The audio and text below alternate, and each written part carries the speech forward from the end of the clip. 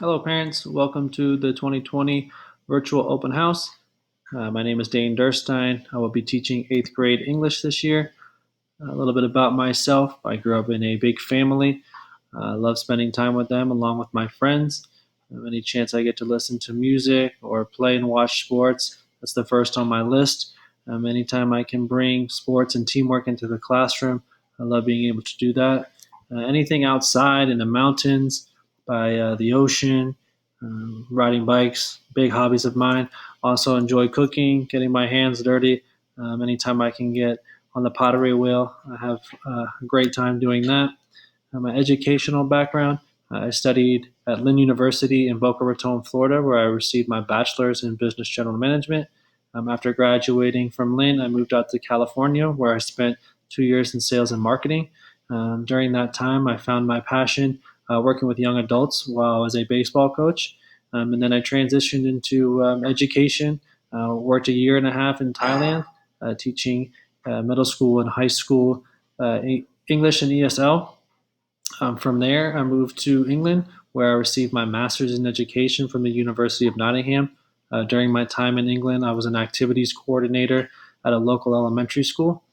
After completing my master's, I moved back to Thailand for another year and a half, where I taught high school English. This was my 12th grade class after they graduated.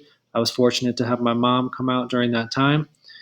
After working in Thailand, I spent 2 years teaching seventh and eighth grade English in Shanghai, and also a year teaching Western civilization for seventh grade. These were some of my seventh grade students. Some of the themes that we're going to be getting into this year are exploring theme, revision and writing, cultural understanding, essential research skills, historical fiction, prejudice, and stereotype. So, for all of these themes, we'll be analyzing, comprehending various types of literature.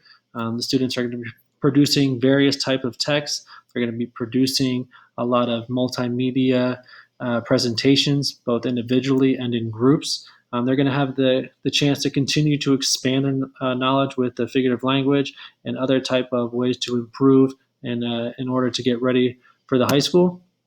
The way that we're going to be doing grading is through formative assessment, which will count as 25% of their grade, and also through summative assessment, which will be 75% of their grade. So these are just some of the ways we will be grading in the formative discussion boards, class activities, homework, reading and writing, and also group debates and reflection. And then for the summative assessments, we'll be having portfolios, written essays, exams and reports, along with peer and self-evaluation and other type of group presentations and projects. So these evaluations on how they'll be graded, we're going to have analyzing text, written exams, short stories, essays, different type of discussions, a lot of discussion boards while we're going to be on virtual classrooms, and then using audio, digital, and visual presentations, allowing the students to work with technology and bring it into the classroom, especially while we're on distance learning. When it comes to homework, there may be nights where there's something not due the next day, but that is because we are working towards a bigger goal.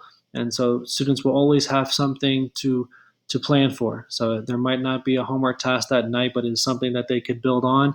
And so some of the stuff that we will be doing for homework on a regular basis is the discussion boards, short responses, having readings, and using language practice sites. Some of those sites are No Red Ink, IXL, and Quizlet. These are valuable resources where students will be able to get involved with this daily. Also in the classroom, we'll be using Padlet and Kahoot along with other G Suite platforms. There's always something new coming out, so we'll be continuing to implement those in the class. In regards to novels and short stories, unfortunately, we can't get into the library just yet, but PDFs and video links and other type of material digitally will be provided during distance learning. And just a few tips to help while we're on distance learning. Just check in, stay connected, see what's going on in the classroom, see if anybody is struggling, see if you can provide any help. And if you're not hearing much about what's going on in the class, please contact me, and then all of us can sit down together and make a plan and make the necessary adjustments to improve and succeed in moving forward. Just asking what the end goal is or what's the purpose in English class right now goes a long way. Seeing what they are inferring and what they are comprehending in the class and what they can elaborate to you. And then if you can provide any type of opinions, any type of suggestions or thoughts on how to improve for their sake, you have plenty of experience, and I'm sure they look up to you a lot. And any type of information you can give them will be useful, and it'll also give you a chance to connect with them in the classroom as well. And if you ever need to contact me, the students already have my email.